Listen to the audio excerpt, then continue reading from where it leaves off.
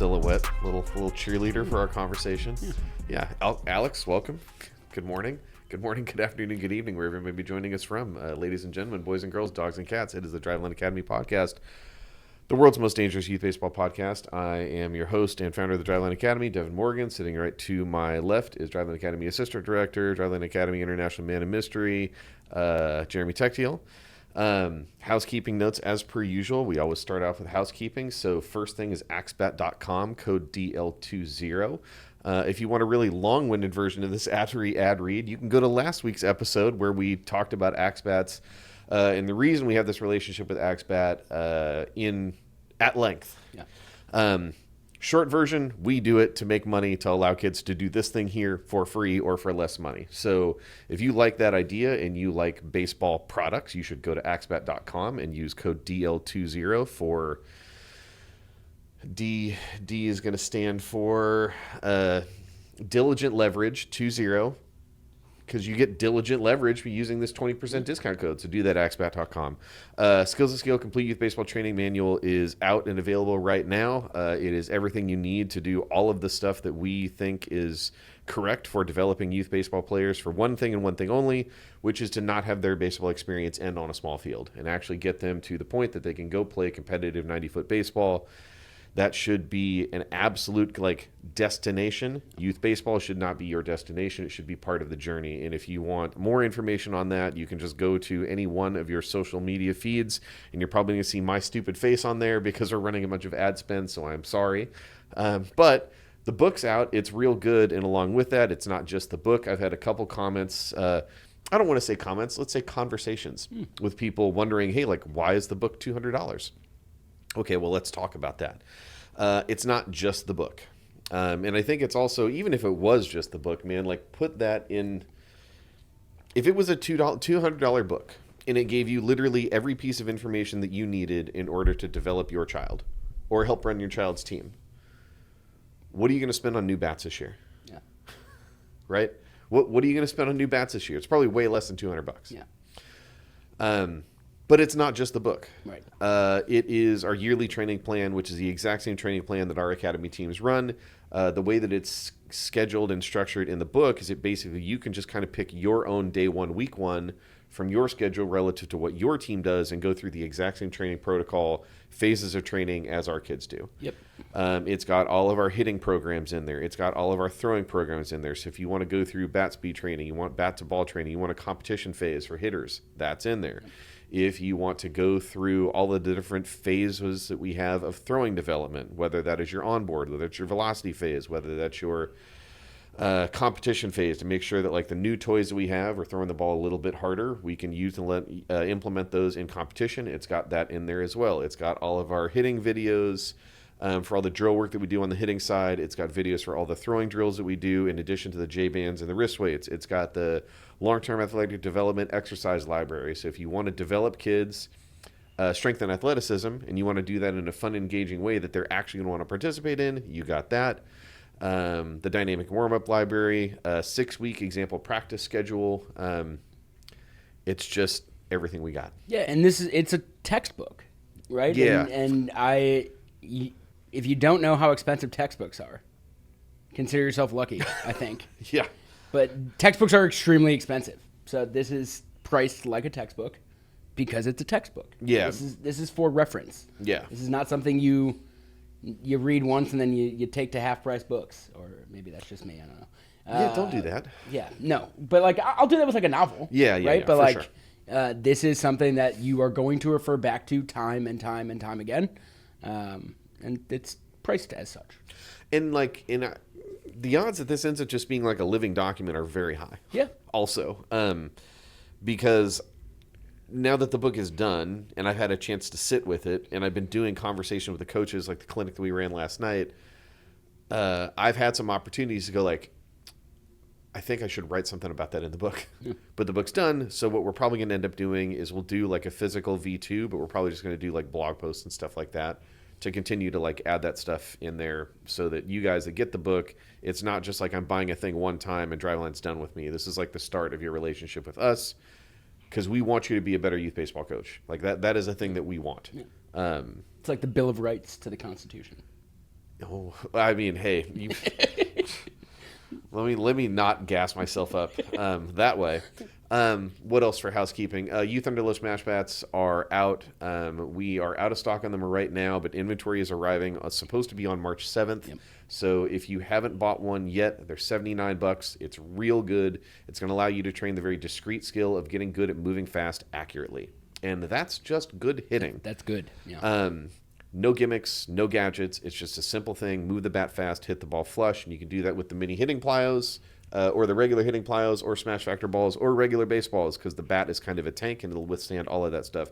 Just not regular baseballs off a machine. That's actually, not only is it not good for the bat, you don't want to do that. Correct. That's a bummer. Not great for the hands. Yeah, it's a bummer for the hands. So the Youth Underload Smash Bat is out. We'll preview it. We have a power bat that's coming soon. Should be releasing in March. It is a single bat speed training system, replacing the old two bat standard. It is different than any other speed training bat on the market, much like our Youth Underload bat is different than any other bat in the market, because we have specifically modified the swing weight of it, which means we're talking about moment of inertia. And you, dear podcast listener, I'm not going to bore with moment of inertia talk in like the first 5 minutes of the show. So we'll do a discrete episode digging all the way into that thing. But it should be launching in March. I am so flippin' excited to have it. I think we're going to be able to simplify bat speed training a lot. I think we can pair that with the Youth Underload Smash and have an incredibly compelling like product mix that's like, it's no gadgets, no gimmicks. You just swing these bats, it's going to make you better. Like just simple tools that are going to get a really simple thing to help hitters get better. That's a good thing. I think it's going to be $100. I don't think it's going to be more than that. I think it's going to be like $99. It should be, again, affordable, effective tools. That's what we're trying to develop. Yeah. That's housekeeping. What else we got? Oh, man. So shout out to my guy, Jeff. Jeff, I know you listen to this show. Jeff works with the Royals and a lot of their youth initiative stuff. And what Jeff specifically does, so Sean Plack with the Royals runs a lot of kind of like their academy stuff. And Jeff, tell me if I got it wrong, so just text me. But Jeff does a lot of just like community outreach with the Royals. So he is literally running like camps and clinics for either players or coaches or both all the time. Jeff was out here a week ago, toured the facility because we got a chance to meet when we were back in Kansas City when I did the youth summit for ABCA. We were out at Kauffman Stadium. Mm-hmm. So Jeff came out here. We got a chance to check out Driveline. And I think a couple days after he was here and we gave him the tour and talk shop, he texted me about, man, the Facebook dads. The Facebook dads, God bless them. But it's real tough when you have really good, well-intentioned dads who are like barking about stuff that they just don't firmly grasp. And to make sure that I don't paint with a broad brush, believe me when I tell you, I do not think that like you and I are the only arbiters of all that is good in youth baseball, right? No. Like I think we have some perspective and some expertise, right? You've seen it on the pro side. I've spent a ton of time coaching kids at recreational baseball. You've coached kids. I've coached kids. Like, so we've been doing this for 4 years. Right.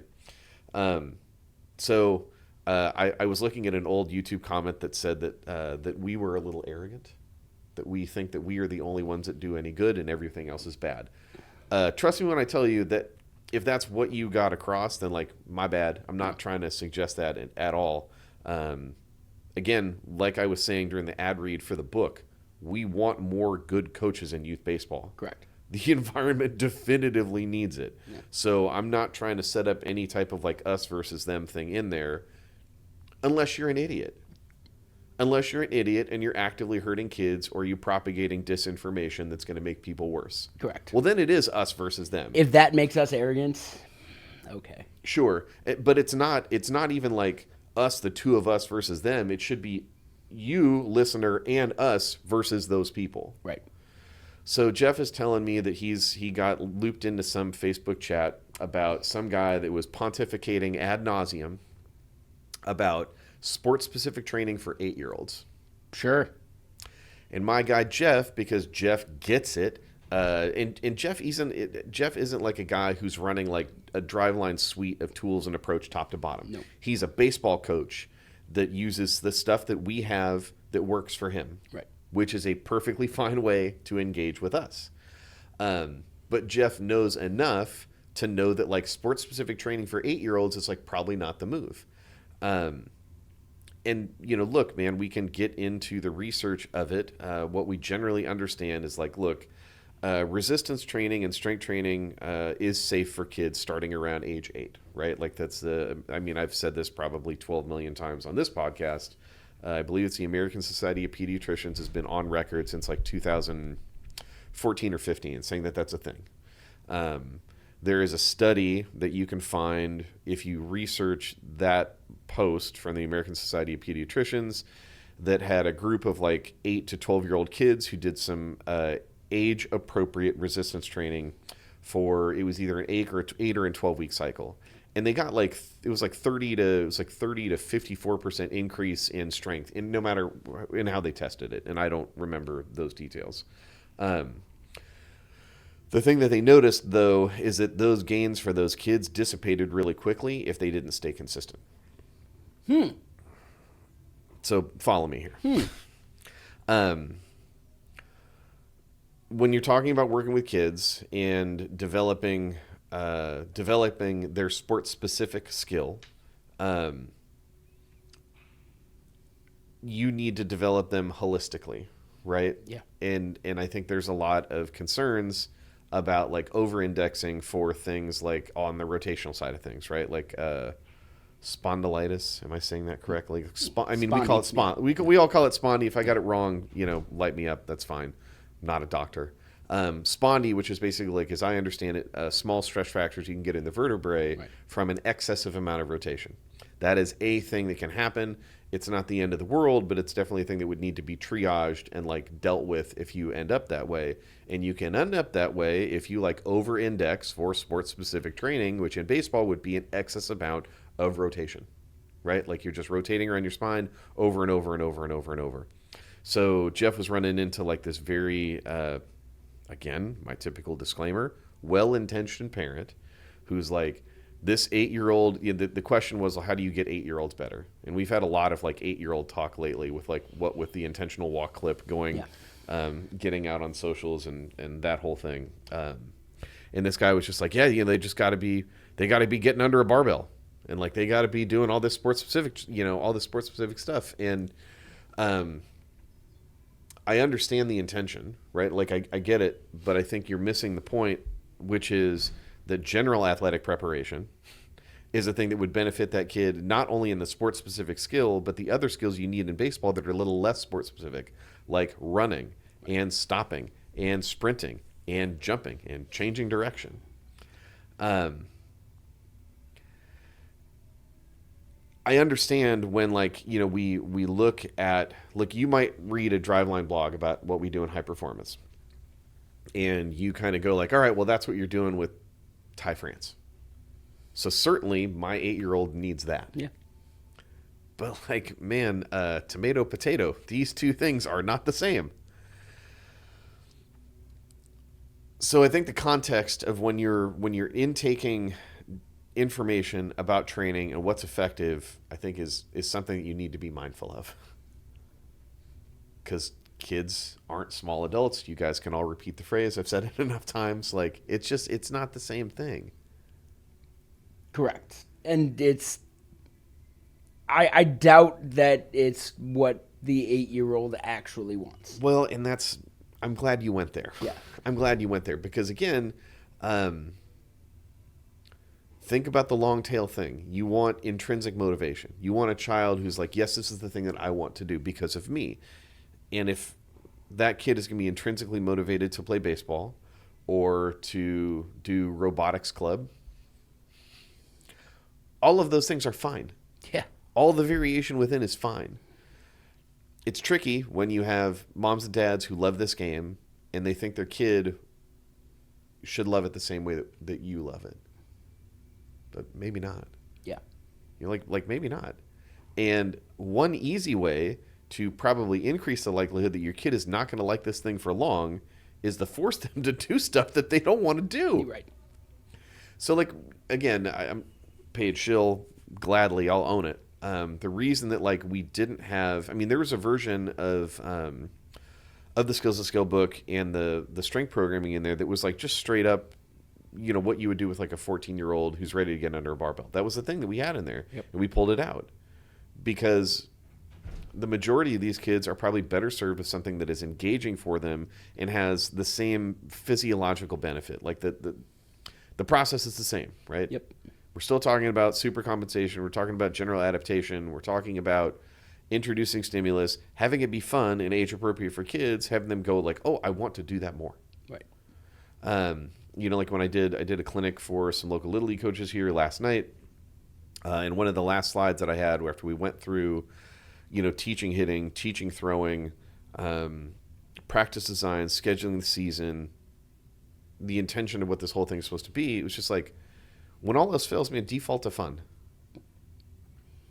And that's not a lazy. I'm not being even lazy. before all else fails. Yeah, you should default to fun. Yeah, and we're not saying that as a cop out to not want to do something that is like technical. Right. It's not as though I'm looking at a child, and let's say it's just like a 10-year-old kid, and because I don't want to burn the calories to teach a kid something technical, I go, well, let's just play a game. Right. No, it's not that. It's literally that's the thing that is probably more likely to suit that child. Right.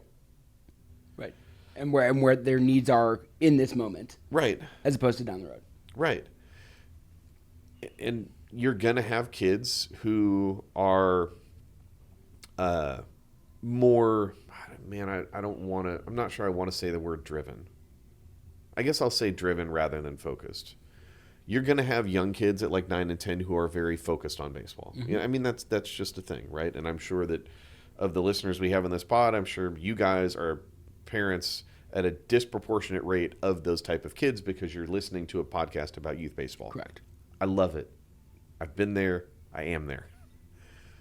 When I think about all the things that I got wrong, when I think about bad practices that I ran, it was when I went to try to go way too technical and I didn't create a practice plan that suited the customer. Yeah. Which is a child. And, you know, I don't think it shouldn't have to be like this big revolutionary disruptive thing to suggest that youth baseball, specifically when you're talking about like children of a single digit age, like it should just be fun. It should just be fun. Yeah, they are probably not going to retain the technical information you're giving them anyways. So instead of spending your time attempting to get them to retain it, let them retain the memory of having a really fun time and wanting to come back. Because then what happens? Then they're bought in, and eventually they learn the technical stuff the longer they stay in the game. You know, and I was thinking about this. I've been thinking about this a lot when it comes to like this new world we're going to move into of like markerless motion capture, right? Being able to passively collect biomechanics, I think is just going to fundamentally, it's going to change everything. Mm-hmm. And I think, you know, I was having this conversation with El Jefe, Kyle Bodie, months ago about forward dynamics. Should we do like a quick biomechanics primer? I mean, we just started talking about we just started talking about 8-year-olds, so now let's talk about biomechanics. Biomechanics, yeah. So not a doctor, kind of an idiot, but I've been here long enough to listen to people way smarter than me, so let me try to regurgitate this information correctly. The biomechanics process that we run is what's called inverse dynamics. And it's the same process that ASMI, the American Sport Medicine Institute, runs. Wake Forest Lab runs the same way. Like all these big labs typically run this way through inverse dynamics. And if I remember correctly, this was basically pioneered by Dr. Jimmy Buffy, who basically came up with the way that this was going to work for baseball, and then promptly got poached by the Dodgers, which is... That's how that works. Yeah. The way that inverse dynamics works is you have the motion capture cameras. They're going to capture all these different joint points through the tiny little silver ball. So if you guys have seen Driveline social media or even on some of our academy stuff of our kids doing motion capture, you're going to see they've got like this black little sticker on them and it's got a tiny silver ball. Yeah. It looks like if you've seen people create a CGI Yes. movie or whatever. Yep. Yeah. What happens is that the cameras pick up that tiny little silver ball at, I want to say it's 48 different joint points in throwing. I can't remember what the number is for hitting, but it's a bunch of different joint points. And all those cameras track the speed, angle, and velocity of those points. Yep. With that, you can calculate the joint kinetics, right? And you can do a little bit of math, and you can also calculate torque at the joint level. Right. That is great, and it's the best system that we have right now. But again, what I'm talking about is joint points. Right. Inverse dynamics is basically predicated on you get this information about how the bones work in the skeletal structure, but that ignores the role that muscles, tendons, tissues, ligaments, all that muscle plays in both the production of force and the acceptance of force. But it's the best thing that we got. Right. And, you know, and we've learned a ton through inverse dynamics. There are two things that I think are going to happen, though. One is markerless motion capture, which exists right now, and we've got a working system for it now that we will turn into an evaluation product for kids pretty soon. Yeah. Spoiler alert. Spoiler alert. That evaluation product, I think, is going to allow us to communicate on very simple terms. We're going to collect some high-level information and communicate very simply what should you be working on. Right. And the interesting thing that we're going to be able to do because of that is actually go through this process and passively collect, I think, the training effect of some of the drills that we're doing, which opens up a very weird world where we could start to do like really high-level A/B testing to say, okay, what's a significant flaw that kids have, right? Let's say it's they have bad arm action, right? Like a bad elbow spiral. Okay, if we could go, all right, here's a sample of, let's say, 12 kids over here and 12 kids over here, and they all have similarly bad arm action. And we then give group number one training intervention of like this drill, this drill, this drill. And then training group two has 3 different drills. And one of them gets better. Well, now we can start to kind of draw a conclusion that says, hey, this drill package is really effective to a reliability score of what? Right. To kind of push this type of adaptation. Our programming might change drastically. Yeah. You know, like with more frequent captures for sure. Yeah, absolutely. Because you're able to passively capture this type of stuff, you can capture all like the iterative steps along the way of seeing the positive effect of that training intervention. Right. And maybe you could go like, hey, or maybe the training intervention isn't as positive as you want it to. Right. So then you go, okay, well now we need to change maybe the volume, right? Or we change the position, or we change a constraint. It's going to change a lot, just going to be able to collect a lot more information without this gigantic labor cost of running the lab. For sure. And time. Labor and time. Right. That's going to be game changing. I think the other thing that could be really game changing is forward dynamics.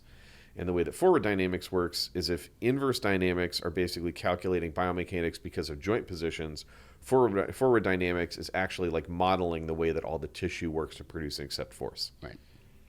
That's going to be spooky.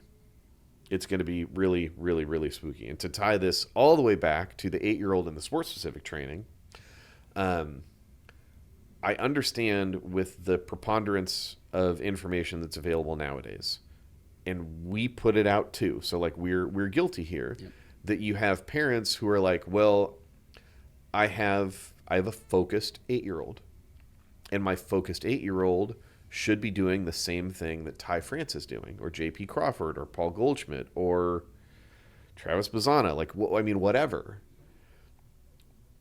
I understand why you're trying to get there, but you're under-indexing for the fact that your child is 8. What's the one? Kids are not small adults. Kids are not small adults. I should probably get that as like tattoo number 2. I don't want to tattoo that on my body. Actually, never mind. Hard work gives you honesty. Yeah. We should do that as a t-shirt. Yeah, that should be my first thing. My first thought should be not tattoo this on my body. It should be let's make a t-shirt. But I like the commitment. The commitment to it. You can tell, if your first thought is I am going to ink this on my body, like we're in a good spot. Yeah. So I understand why you want to go there as the parent of a focused 8-year-old, 9, 10, 11-year-old, but number one, it probably just doesn't suit your child. Yeah. Right? Like the needs, your child, no matter how focused they are at 8, is still just physiologically very immature.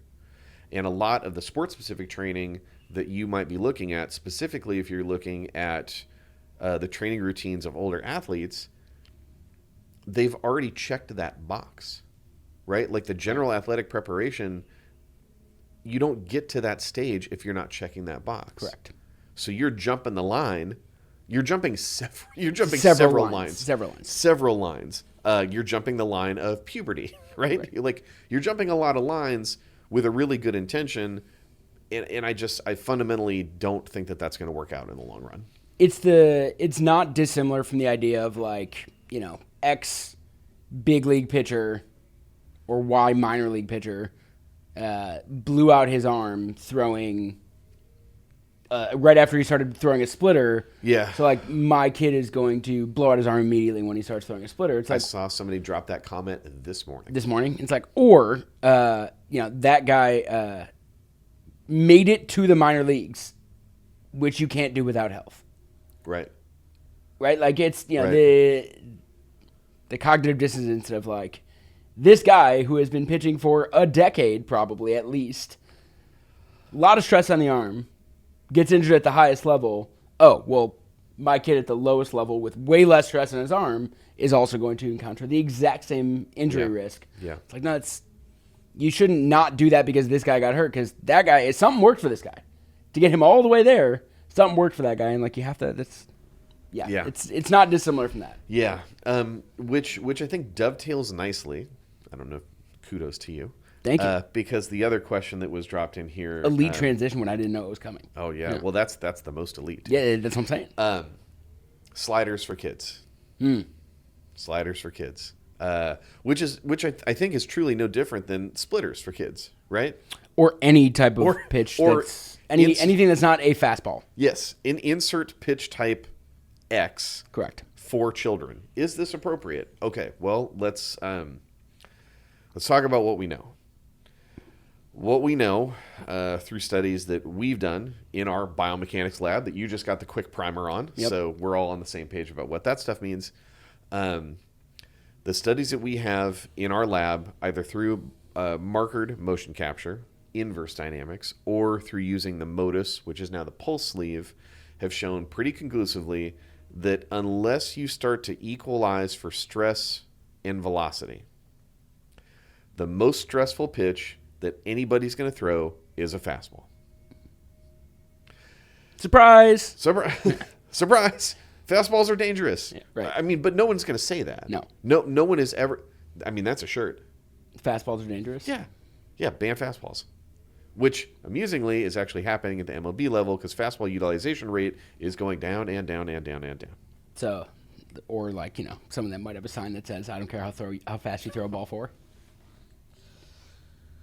Right next to the TrackMan? Right next to the TrackMan. It's like right next to the TrackMan. Because, you know, the machine that your organization invested probably $250,000 in throughout, you know, top to bottom, well, that machine actually cares. Yeah.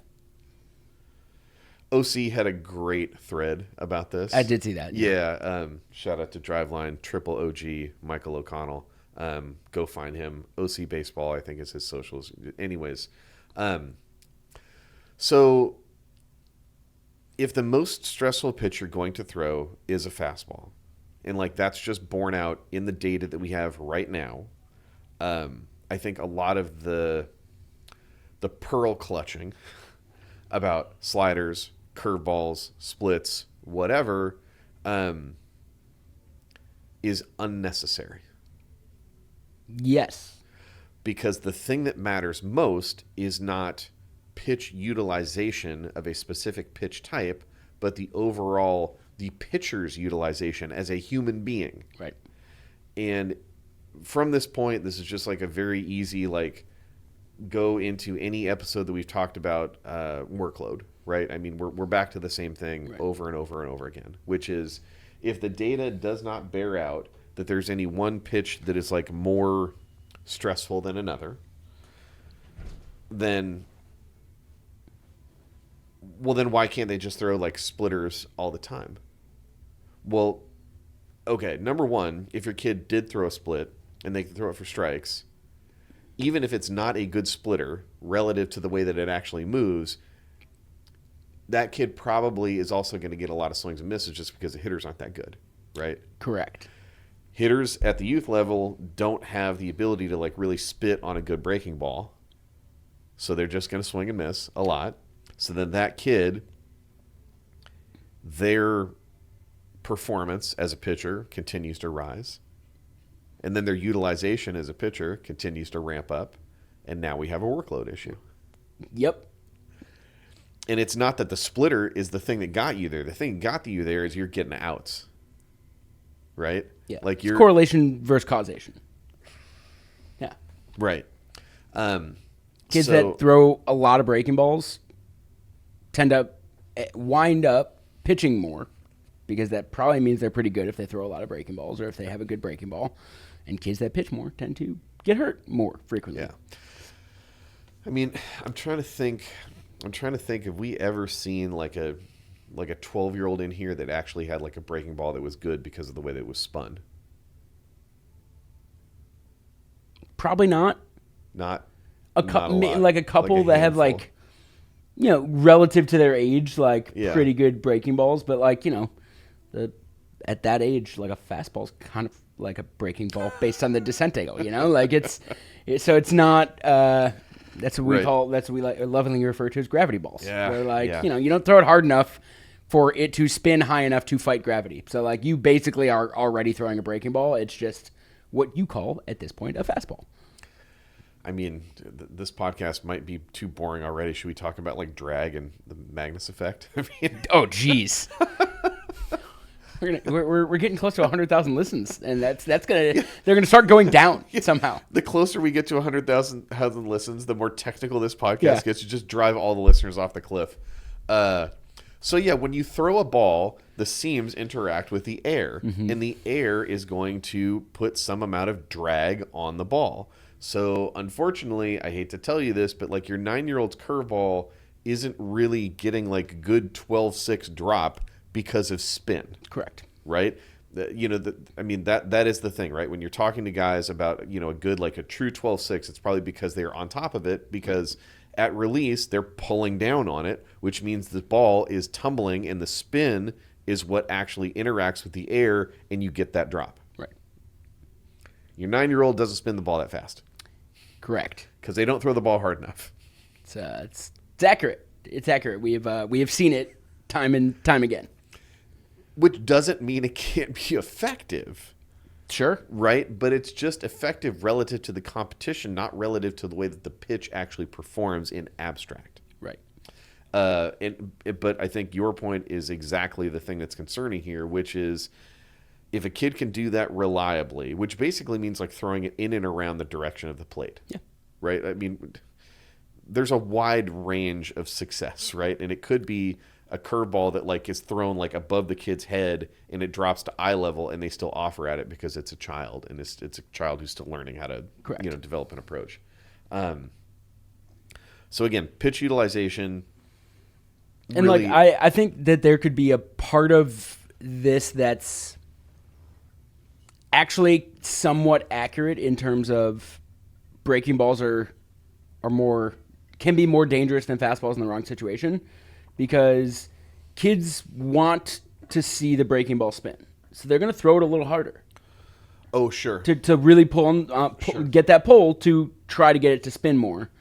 Whereas, you know, maybe a 9-year-old is not letting the fastball eat because his coach is yelling at him to throw strikes. Sure. So he's throwing, 60% intent fastballs. And like 90. And like 90% intent breaking balls because he wants to get the spin a little bit more. Yeah. And then you have a situation where like your breaking balls are going to be more stressful than your fastballs because you are throwing them harder. If you're doing it the right way, they should not be. The fastball should be more dangerous than the other pitches for your arm. Yeah. But in a lot of cases, it's not done the right way because you take some off the fastball to throw a strike. Right. And like nobody, I've never heard any coach tell a kid to take some off a breaking ball to get it in the zone. Yeah. Right. So like then it's almost a self-fulfilling prophecy where Correct. now, yes, we have gotten to a point where for some people, breaking balls might be more dangerous because you are throwing it with a higher intent level than you are your fastballs. Well, and okay, so I'm gonna be like the bring it all the way back guy There you now, go. because if that's true, right, then the thing that a lot of people are going to jump to is, well, there's something specific about the splitter grip, right? The splitter grip is going to create a little bit more stress in the elbow because of the way the fingers are spread apart, yada yada yada. What's the solve for that? So you're telling me that like you're going to have a kid get a splitter grip, and because of the position of the fingers, they're going to have more tension up through the elbow that they're not accustomed to. How do you solve that? Get them accustomed to that tension. Through general athletic preparation, Right. not through sport-specific training. Yeah. I will say, like, if you're an 8U parent trying to teach your kid a splitter, your kid's hands aren't big enough. Please don't do that. Yeah, that's number one. Like, it's just not useful because, like, they can't grip a ball like that. And it's the case for a decent amount of kids with a decent amount of types of breaking balls that, like, their hand size does not, because we don't have different size baseballs. This isn't like, basketball or I think football maybe, where like the balls are different sizes depending on how old you are. Yep, they size down. Yeah, baseball isn't sized down. So you got kids with much smaller hands than like I always, the hands I always think of are Pedro's with like those long fingers. We're just like, yeah, I would love for you to throw a circle changeup like Pedro. Yeah. It ain't happening. Yeah. Like, let's not even try that grip because your fingers don't look like his fingers. Oh, I mean, Danny's hands at this point are like bigger than mine, and he's still like he's played with like the Pedro circle change grip, and it's still like his got no hands chance. just aren't big enough. They're It's not just big enough, not there right? yet. And so like there are definitely certain pitches that like I would not recommend trying, but not because it's going to like blow out the kid's arm, but because it's like that's not going to be an effective pitch. Right. Return on investment pretty low if you're practicing a pitch that's not going to be effective. Yeah. Let's just like have a good fastball at 8U that maybe reacts better to gravity than the rest of your teammates' fastballs. And I mean, and again, I think this kind of comes back a little bit to the thing that we were talking about last episode about are we overly emphasizing people to PR all the time and throw with velocity as opposed to talking to kids about, hey, pull it back to 85-90% when you're on the bump. Let's try to get outs, try to generate bad contact, et cetera, et cetera.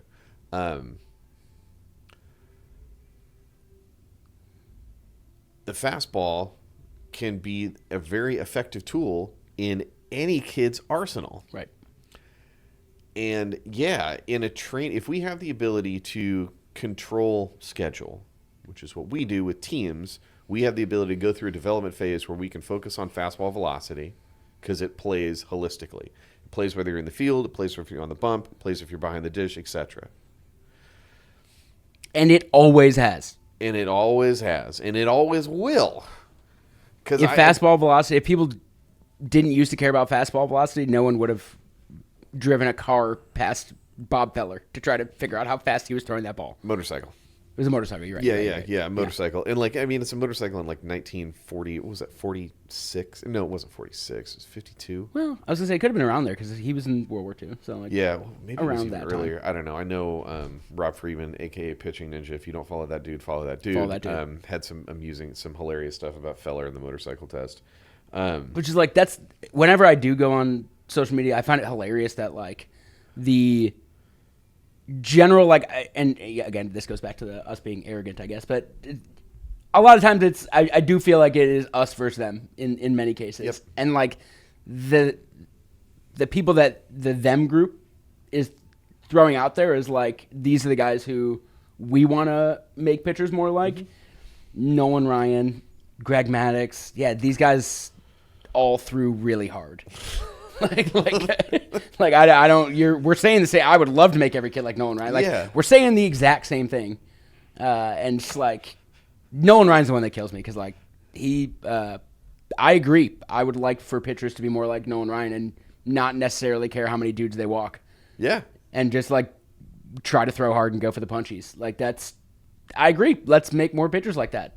Yeah, I was looking at college baseball started up. I was looking at some box scores this weekend, and one of our local colleges, our guy went 3 or 4 or whatever, and had like one punchy.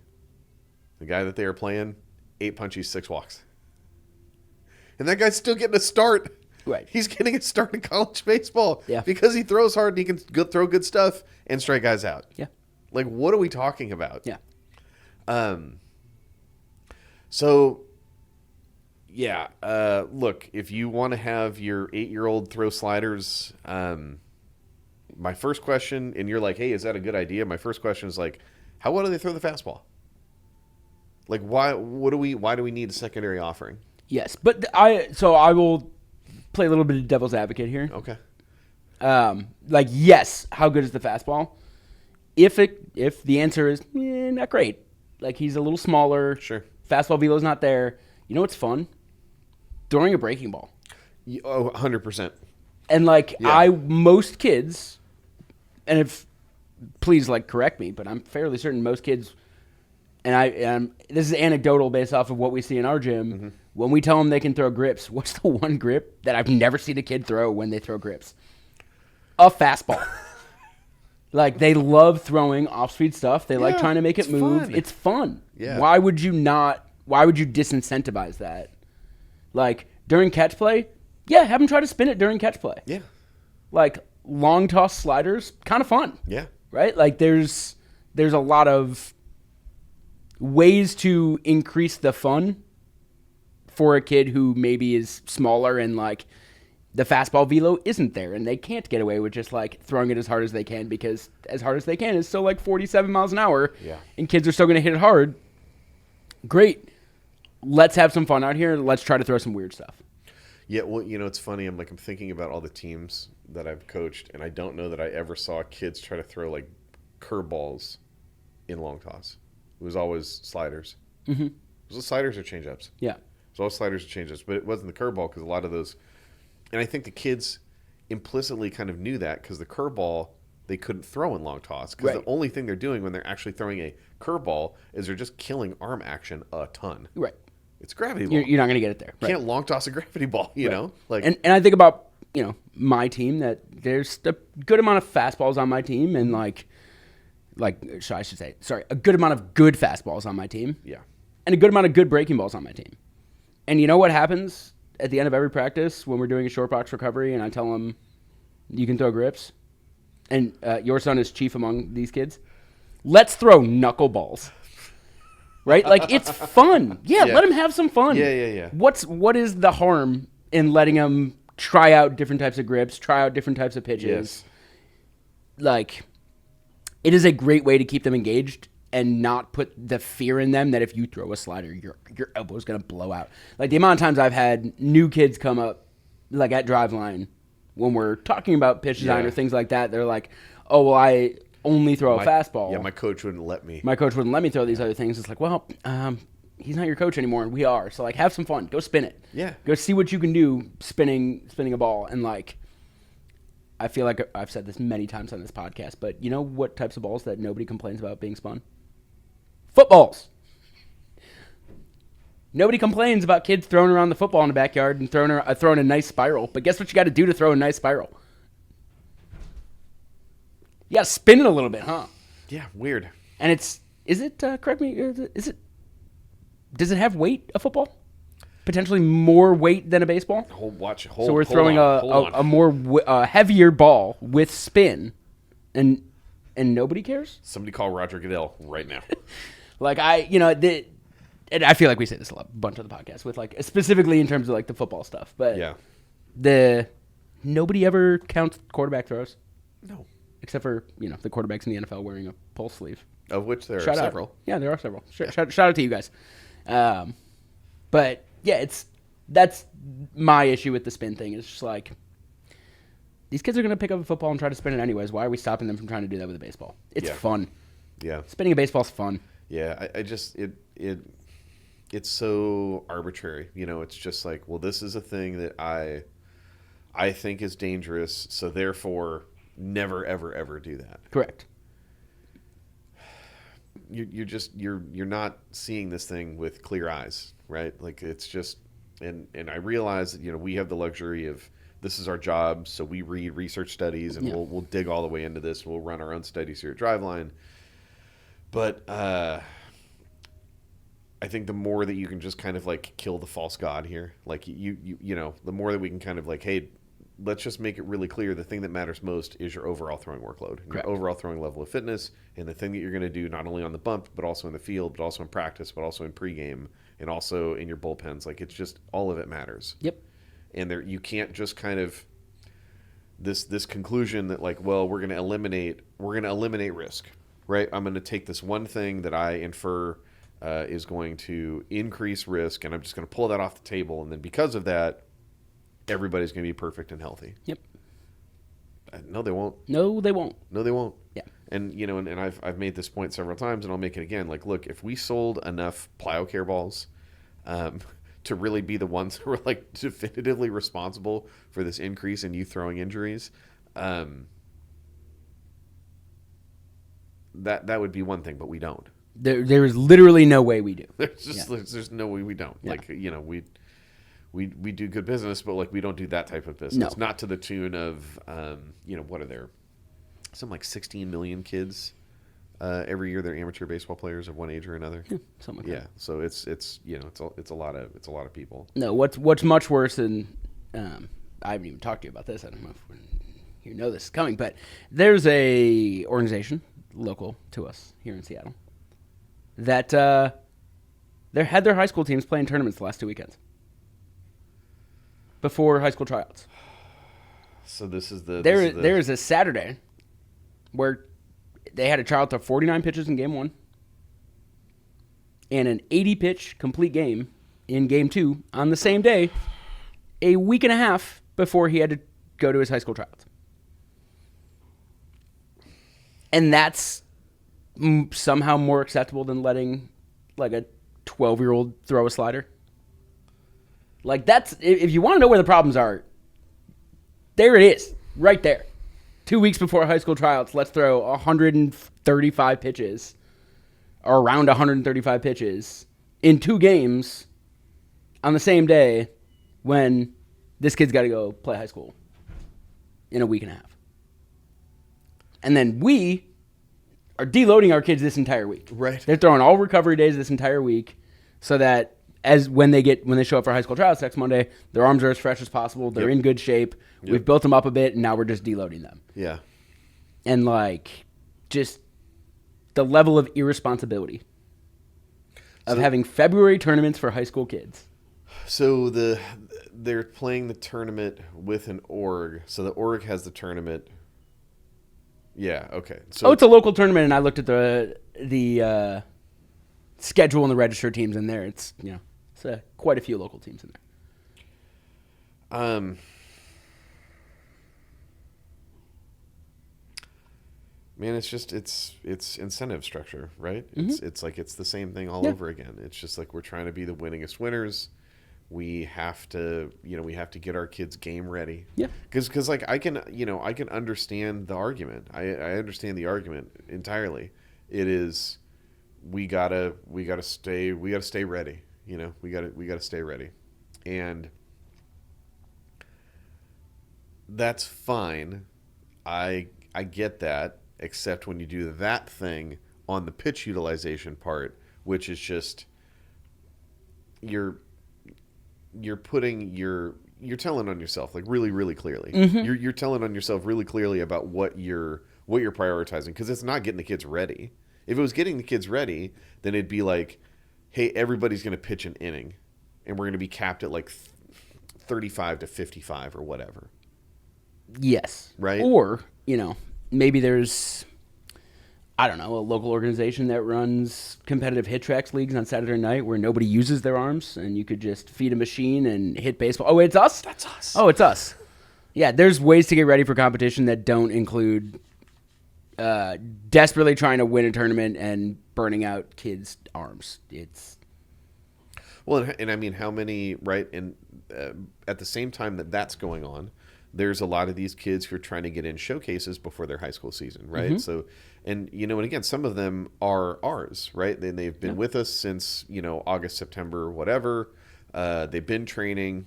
They feel like they've got some new stuff, and they want to go show it off in a showcase. And like again, we run our own showcase in here for this exact reason, but I understand. Like I understand and that. As I tell them, I love you. I'm not saying anything like you're an idiot or anything, but who do you think is at these showcases in February? Well, colleges aren't. Colleges aren't because it's right? literally their season. You're going to a showcase this past weekend. It is opening weekend of college baseball. What college coach is watching a high school showcase in the state of Washington? Like, it's just, there is no actual benefit that you are going to get from that. Yeah, that ain't it. So if it's about getting the kids ready, then you wouldn't behave that way with the way that you use the kids in the games. Yeah, play a doubleheader. Don't play a tournament. Right. If that's if your goal is like, well, we got to get these kids competition ready, we got to see them, we got to get them seeing live arms from the plate, and we got to get them seeing live hitters from the bump. I agree. Yes. We do the same thing. Yes. We've had live ABs for 2 months now. Yep. Don't enter a tournament where you can no longer control any of these things, innings, pitch limits. Oh, no. Hey guys, this is Devin dropping in with you at about the 54-minute mark to let you know that the next 20 minutes of the pod, the audio is not going to be great. And I know, you heard me say that and you're like, God, why can't these guys get it right? They work at the most data-driven, technology-driven baseball training facility in the universe, and the audio on this podcast is wrong. Believe me, I agree.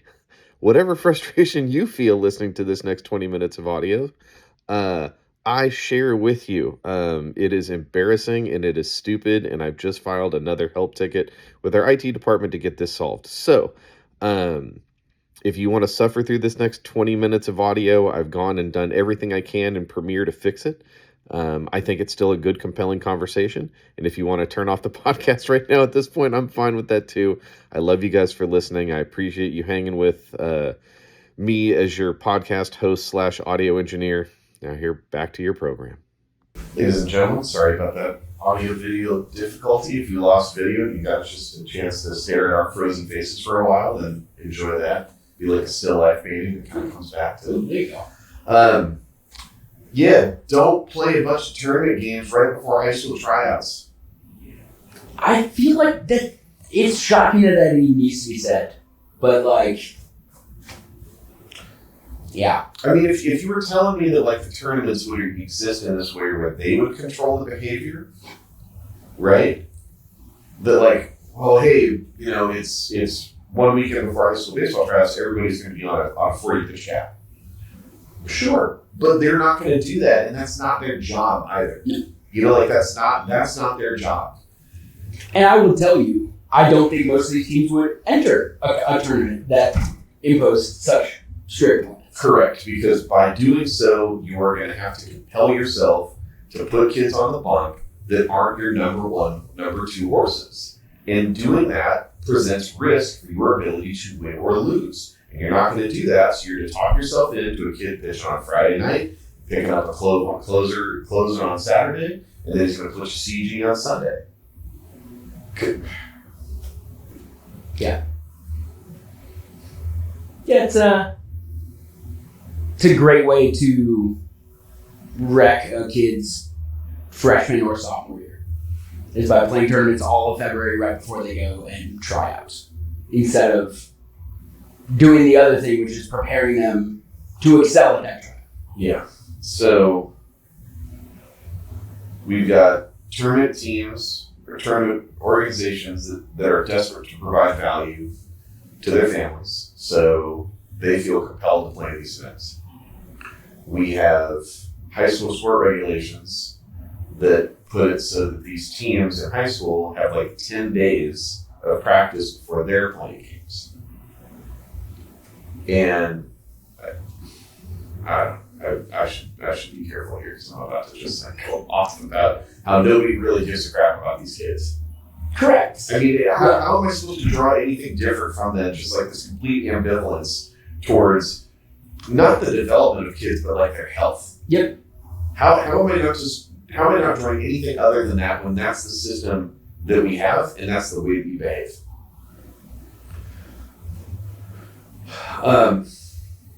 Somebody, I'm trying to remember, somebody sent me a message. Did we talk about this, about like how to choose a travel team? We talked about that not too long ago, right? I think it was actually probably a while ago, but we did talk about that. Yeah. So, stuff like this. Yeah. Stuff like this. And I realized that, that this might, well, actually, no. I was going to give some caveats, but I'm not. Because if your 12 and under team is doing this right before kids are going to double dip and play rec ball and select ball on top of each other, or if you're a high school athlete who's getting ready for a season that has a tremendously compressed timeline, and you're doing this stuff too, if clubs are choosing that, you should probably ask questions. You should definitely ask questions. Yeah. Yeah, and the main question is, what is the most important thing? And that is like doing a good job in your high school season. Like having a really strong high school season is much more important than playing well in summer ball or fall ball or whatever it might be. And if you are playing tournaments each weekend in February leading up to your high school tryouts, there is no possible argument that can be made that that organization believes and agrees that your high school tryout is the most important event of January, February, March. You're not set up to peak for it. Correct. You're not set up to peak for it. You're not even set up to be able to tolerate it. Yes. Right? Worst case, best case scenario, you get what you want, you make the team. What do you think those next 8 days look like? Be a crap ton of throwing. So do you want to have that? Do you want to have that experience, which you cannot control? And your high school coach has to do that because they have to get a team ready, and they're not trying to lose a job. Because again, you're talking about most of these people that are running these organizations. It's not you and I where this is their jobs. It's dads. Right. It's dads. Yeah. They do this on the side. This one specifically is, and the other teams that were in this tournament aren't run by dads. Sure. These are all larger organizations that are not run by parents, and it's, we've talked about this in the pod, but if you don't have a way to tell a kid, we got you better, and you are more prepared for your high school tryout than you would have been 5 months ago if you hadn't been with us, and here are the metrics as to why that's true. The only thing that you can give them as to, hey, we're doing our jobs well, is tournament victories. So you got to play in more tournaments. And as kids get closer to their high school tryout, and maybe the anxiety ramps up of, am I ready for my high school tryout? Especially this team specifically is a team of mostly freshmen. They're going into their first ever high school tryouts. There's anxiety there, for sure, no matter who you are. All right, well, let's prove that you're ready for that by going out and playing a bunch of tournaments in February to show you that you're ready to show up to high school tryouts. Because they don't have the actual other data or other ways to show the kid that you are much better and you are ready for high school tryouts. And who does it matter? Who does this matter to? It doesn't matter your high school coach. Doesn't matter. Doesn't matter to your potential college coach. No, and it doesn't matter, honestly, to your tournament, to your select ball coach. Because if you, and I think the biggest worry here that maybe we haven't explicitly said is you're going to get hurt because you're throwing too much. If you get hurt, you are the one that is hurt. Your select ball team probably going to go find another pitcher. Yeah, find another. They'll find another. They're going to be all right. Your high school, same thing. College coach, whatever. They don't even look at you in the first place. Yeah. You are the one that is going to be hurt by this. Nobody else. You are the one that has to make the decision and has to see with clear eyes that this is not what I should be doing.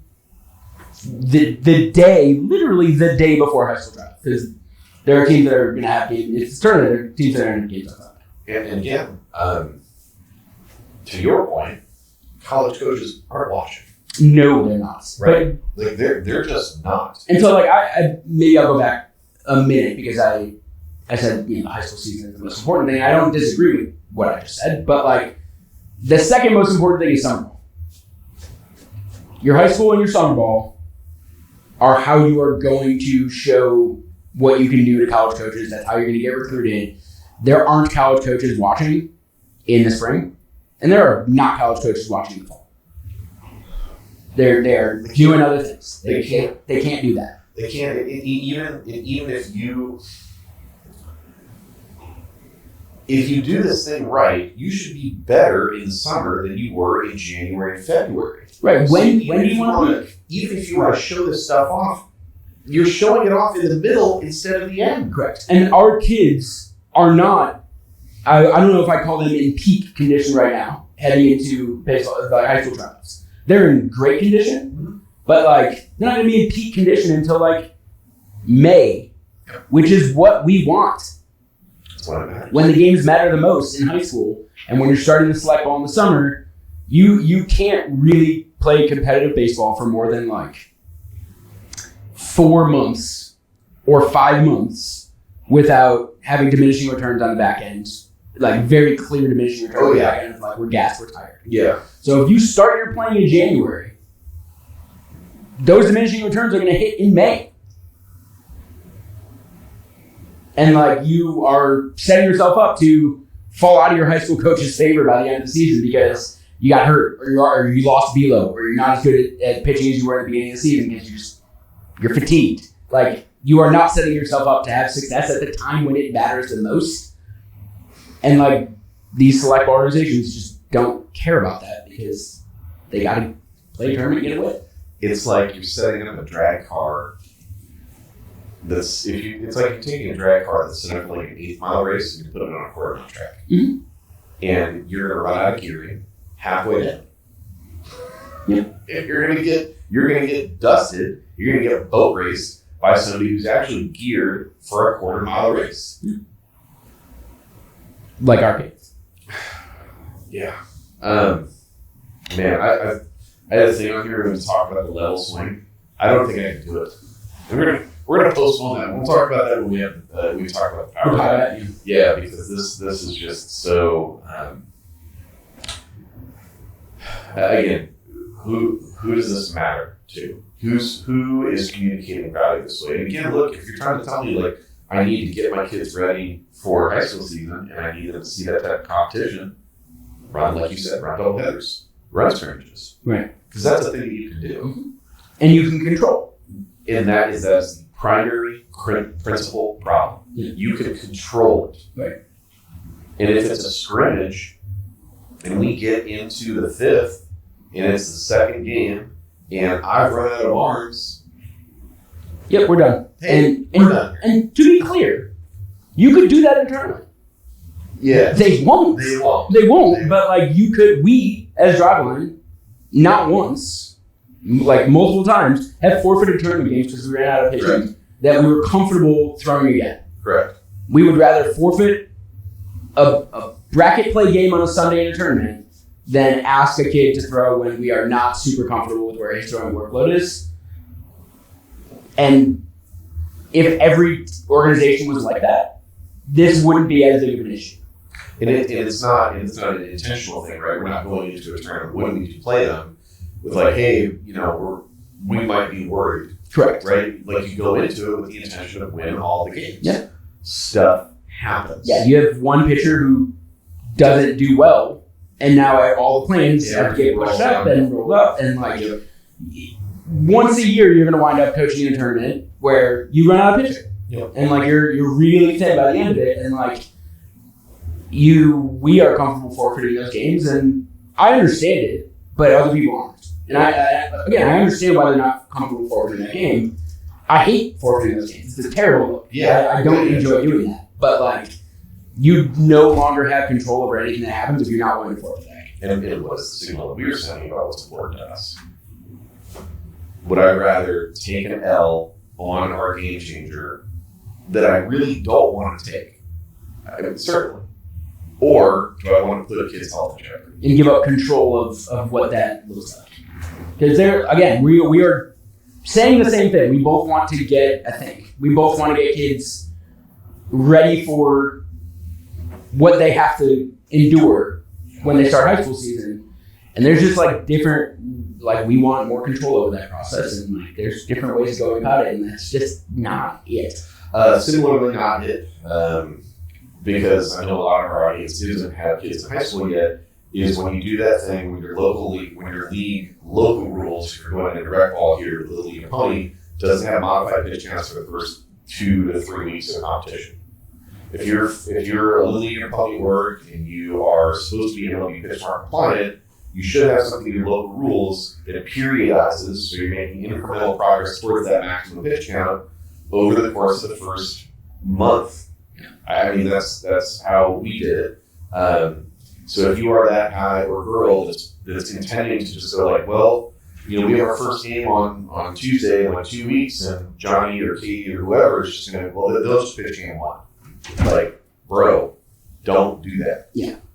Don't do that. Because I can almost guarantee you, in a much more acute sense, that recreational Little League kid isn't built up. Right. There's no way. And also, you're going to need a lot of pitchers to get through a season. Take some time early in the season to not care about whether or not you win, and give a bunch of different kids a chance to get in the bump and see what they have. Primary thing that I talked to the coaches clinic that I ran last night was just about scheduling. And again, the thing we advocate for in the baseball development certification is a development phase and a competition phase. And you can split them 50-50, you can split them 60-30 or 60-40, however you want to do it. But the point is that if you go into your team, whether this is a 9U team or a 15U team, and I know I'm just making a decision in my head as the coach, like, well, that's my number one pitcher, and that's my starting shortstop, and that's my 3-hitter. If you treat them that way from the jump, you're confirming the thing that you think you know versus learning what you don't. Right. It's just, especially at younger ages, yeah. Give kids a chance to fail. Yeah. You never know. Yeah. I mean, again, like I'm at the stage of things where, Danny's on a field level, got the profile created, yada, yada. And like when you get to that stage, they're asking you about like what your primary and secondary positions are. And that's great. Mm-hmm. What I am glad is that when he goes to his high school tryout, which is a week from today, literal week from today, I know he has some primary positions he wants to play. I also feel really confident that he can play basically anywhere on the field. And if he needs to go play first base and you haven't played a lot, he'll learn. He'll figure it out. So he's not alone. He played every single position last year. Yes. Every position on the diamond Yep. at some point or another during last season. And multiple kids on my team Yeah. have that. Now, I'm not going to put a kid in a position that they don't want to be in. But, like, I have a few kids who, put me wherever, I don't care. It's like, I'm going to move you around because it's good to know. It makes you a better baseball player to know how to play all the positions. Yeah. And know where everyone should be. Makes you a better baseball player. You're going to find the truth of where you should be playing only if you play the game long enough. Yeah. For someone to go, you can't be there, you should be over there, or whatever that looks like, right? You only get that feedback when it's told to you. So when you don't have someone who's literally going to like prescribe that to you, give them the freedom to play all over the place. It's a no-brainer. Man, this whole tournament thing right before high school tryouts is I'm so rattled. I'm just irrationally angry about this whole thing. Yeah, we're not even looking to register for those tournaments, so it never really entered my, like, I know that they have the indoor ones for the younger kids and whatnot, but it never really crossed my mind that every weekend in February there would be like high school tournaments where kids are going out and being asked to throw 130 pitches in a day as what they should be doing is getting as ready for high school tryouts as possible, not gassing themselves out to win a tournament in February that nobody cares about. That probably like 16 total already. Right. This goes back to the Jordan Baltimore. What was the name of that tournament? With like 3 teams. Yeah. Yeah. Look, man. The only thing that travel and select teams are good at is just like fighting games. If that's their number one value proposition to you, you should really consider what other types of value that your organization can bring. Yeah. Because there's a lot more to it than that. And like, I think the thing that I love is just like, these teams are like, oh, we're all about development. We're all about development. Well, when and how? Right? When and how? Because you can't do both at the exact same time. Right. And like we will bring Connor Reynolds back on the pod to talk recruiting a little bit more. Yeah. But like It's a thing we're leaning a lot more into now, and these are things that a lot of clubs promise, right? We're going to develop your kid, we're going to get him going to a college, and they don't do anything about it other than play a bunch of tournaments to get you exposure in front of coaches and hope that you perform well enough, and then, hey, if you don't, it's on you. But not on them, it's on you. We'll play in the right tournaments. In fact, we'll go down to Arizona and we'll make sure we play in front of some college coaches who are immediately going to cross you off their list because you get your butt kicked by like a team from Arizona if you're from a cold weather state or not, nice weather state going down there. But then they can flip that and it's just right back on you. It's like, well, you didn't, we put you in this position. Yeah. And you didn't perform. That's right. Like, yeah, well, you didn't put them in a position to be successful. You did put them in a position, just not a position to be successful. Yeah, and like I'm not ignorant to the fact that if you are, a D1 prospect at that type of level of things, then there are probably tournaments that as a junior and senior you should be at. Mm-hmm. I'm not ignorant to that at all. 15 and 16-year-old teams. Well, I mean, look, Right now, we've had hundreds of colleges contact us in the last couple weeks with field level stuff and recruiting. The one thing that hasn't been asked, what's your winning percentage? Do you guys win games? They don't care. so Not one college coach has asked that question. Hundreds of college coaches, not one has asked, do you guys win? Because they don't care. they're looking for dudes. They're looking for dudes. We have our dudes. We're sending the data on our dudes. And they see that data, and there is no follow-up of like, okay, but like, does this kid win? Like when what's the team's record when he's on the phone? Like, that's not a question that we ever get from a college coach. It's just not a thing. Yeah. Oh man. You're All welcome. right. Well, everything's terrible, so good luck. Youth baseball bummer power, baby. We're back. We're back. We've been really upbeat for a while. Now we're back. So I feel complete. Well, actually, I feel enraged, but I need to go eat. Otherwise, I'm going to just completely lose it. Yeah, the combination of hungry and finding out that there's tournaments. I mean, in February is like a dangerous combo. Like I knew, I just kind of. It never even crossed my mind. Honestly, never crossed my mind that because I can't think of a good reason to do it. For my son, I have all the biological imperatives in the world to help him be set up to be successful in what is coming, which is his first high school baseball year. In no world in that process was I like, all right, well, we gotta get us to tournament games for the high school season. Like not because I'm a drive on an acolyte or whatever. As a parent of a child who wants to be good, wants to have a successful season. At no point was I like, we gotta find some games. Yeah. He's gonna go play games. He's gonna go play. What are we doing? Youth baseball, power hour. We're back. I don't know what we'll talk about. Oh, next time we'll talk about the power bat. I think maybe I kind of don't want to talk about it until I have it. So what? Yeah, maybe by next week. I'm probably not gonna have it. I don't know. We'll figure out what next week. He's bringing a prototype. Yeah, we'll bring on the prototype.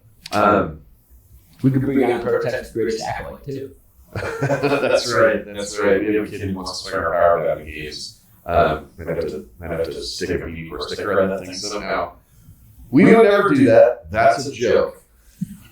To be clear, a joke. To be clear, that's a joke. Thank you guys as usual for listening. The likes, subscribes, notifications, all that stuff, algorithm support, we appreciate it. And again, we are now in the habit of answering questions. Yeah. So whether that's on YouTube, whether that's on Spotify, both of those platforms have a mechanism. You can drop Q&A for us. You drop the question, we'll try to answer. Thank you guys as per usual. Catch you next time.